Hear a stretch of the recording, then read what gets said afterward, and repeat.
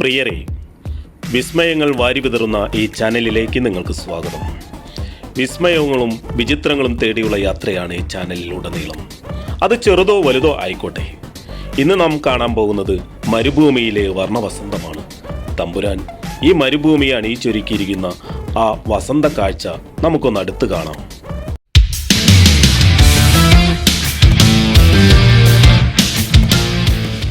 വർഷത്തിൽ 9 മാസവും ചുട്ടുപഴുക്കുന്ന ഈ മണലാരണ്യം ഉണ്ടല്ലോ, ബാക്കി വരുന്ന 3 മാസമാണ് കുളിരണിയുക. മഞ്ഞുകണങ്ങൾ തഴുകുമ്പോൾ മണലിന്റെ മടിത്തട്ടിൽ മയങ്ങിയിരുന്ന വേരുകൾ ഉണരും. അവ പുതുനാമ്പുകളാൽ ഈ ഭൂമിയെ പച്ച പുതപ്പിക്കും. ഇവയാണ് മരുപ്പച്ച. അകലെ നിന്ന് കാണുമ്പോൾ വലിയ ഭംഗിയൊന്നുമില്ലെങ്കിലും അടുത്ത് കണ്ടാലോ അമ്പരന്ന് പോകും.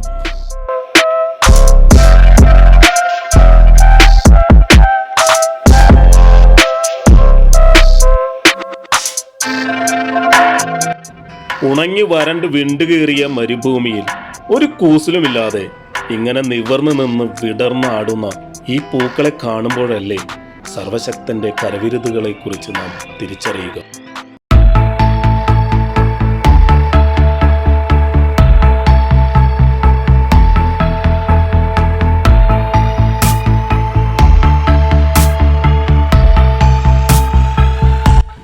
മാസങ്ങളോളം ചുട്ടുപൊള്ളുന്ന മണൽ മടിത്തട്ടിൽ കരിഞ്ഞുണങ്ങാതെ കിടന്ന വേരുകൾ പൊട്ടിമുളച്ച് ഒരു തുള്ളി വെള്ളം പോലും കിട്ടാത്ത അവസ്ഥയിലും ഇത്രയും മനോഹരമായ പൂക്കളാൽ നിറഞ്ഞു നിൽക്കുന്നുണ്ടെങ്കിൽ അത് വിസ്മയമല്ലാതെ മറ്റെന്താണ്?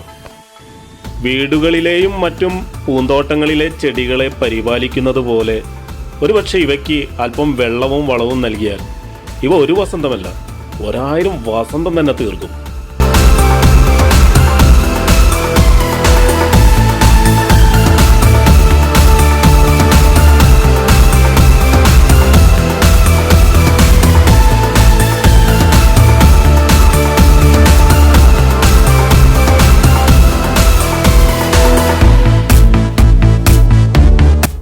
ഇവയെ തേടി ആരും വരാറില്ല, ഒരിടത്തും ഇവ ഉപയോഗിക്കുന്നുമില്ല.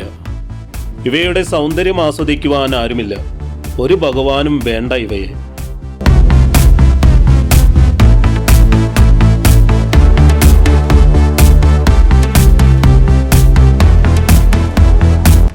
ആർക്കു വേണ്ടെങ്കിലും എന്തിനോ വേണ്ടി എല്ലാ വർഷവും കൃത്യമായി പൊട്ടിമുളച്ച് നിറയെ പുഷ്പങ്ങളാൽ അലങ്കൃതമാകുന്നു ഈ സസ്യങ്ങൾ.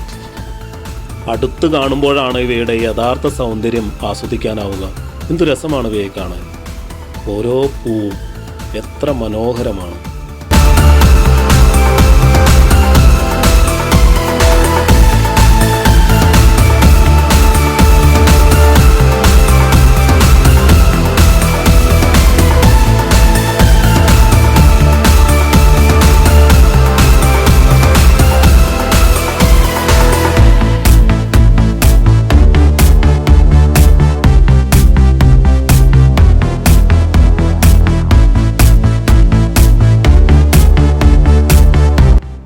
ആർക്കും വേണ്ടാത്ത ഈ പുൽച്ചെടിയെ പോലും ഈ വരണ്ട കാലാവസ്ഥയിലും ഇത്ര മനോഹരമായി സൃഷ്ടിച്ച് അണിയിച്ചൊരുക്കിയത് എന്തിനാണാവോ അല്ലേ?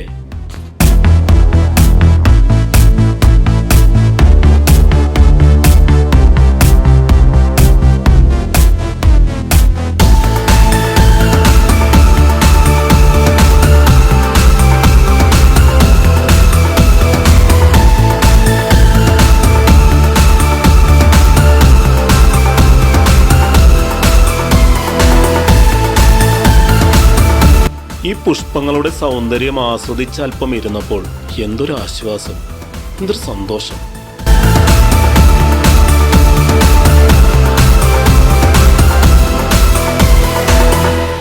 ഒന്നിനും കൊള്ളാത്തവയെന്ന് കരുതിയിരുന്ന ഈ മരുപ്പച്ച ഇത്രയും മനോഹരമായ പൂക്കളാൽ നിറഞ്ഞതാണെന്ന് അടുത്ത് ചെന്നപ്പോഴാണ് മനസ്സിലായത്.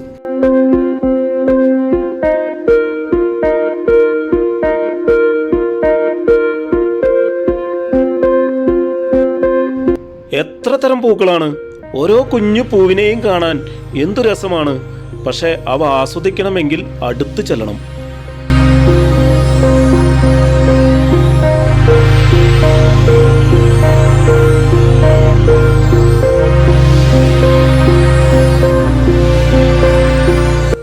അക്ഷരാർത്ഥത്തിൽ ഇവ മരുഭൂമിയിലെ വസന്തം തന്നെയാണ്.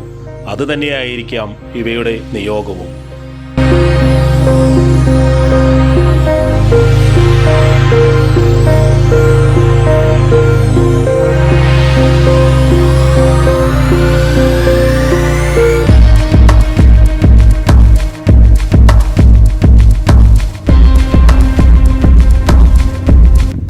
ഇടയ്ക്ക് ഈ പൂക്കളിലെ തേൻ നുകരാൻ വരുന്ന കിളികളോട് ഇവ കിന്നാരം ചൊല്ലുന്നതും കാണാട്ടോ.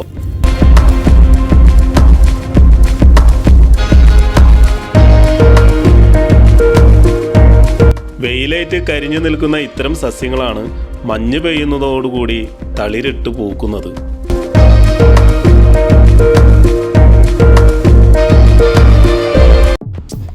അകലെ നിന്ന് നോക്കുമ്പോൾ വെറുതെ കുറച്ച് പുല്ല് മുളച്ച് നിൽക്കുന്നത് പോലെ തോന്നുമെങ്കിലും അടുത്ത് ചെല്ലുമ്പോഴാണ് ഇവ വസന്തമാണെന്ന് തിരിച്ചറിയുക. ആർക്കും വേണ്ടാത്ത ഈ ചെടികളിൽ ദൈവം ഇത്രയധികം സൗന്ദര്യവും കരുതലും കരുതി വെച്ചിട്ടുണ്ടെങ്കിൽ മനുഷ്യമക്കളായ നമ്മളിൽ എന്തുമാത്രം കഴിവുകൾ ഉണ്ടാകാം.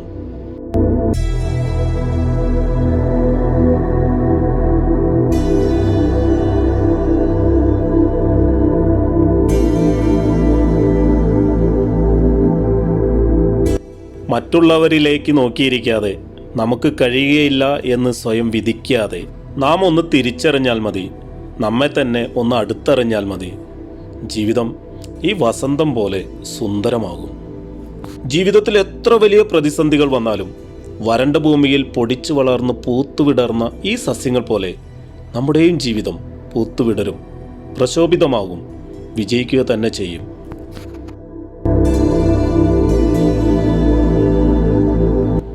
കൂട്ടുകാരെ, മരുഭൂമിയിലെ വസന്തം നിങ്ങൾക്ക് ഇഷ്ടമായെങ്കിലേ ഒന്ന് ലൈക്ക് ചെയ്തേക്ക്. കാണാത്തവർക്ക് കാണുന്നതിനായി ഒന്ന് ഷെയർ ചെയ്യുക, നിങ്ങളുടെ അഭിപ്രായങ്ങൾ അറിയിക്കുക. ഇനിയും ഈ ചാനൽ സബ്സ്ക്രൈബ് ചെയ്യാതെയാണ് നിങ്ങൾ കാണുന്നതെങ്കിൽ ഒന്ന് സബ്സ്ക്രൈബ് ചെയ്തേക്ക് കേട്ടോ. അപ്പോൾ ഇനി മറ്റൊരു വിചിത്ര വിശേഷങ്ങളുമായി വരുന്നതുവരെ തൽക്കാലം വിട പറയുന്നു. This is Shaju and from Thrissur.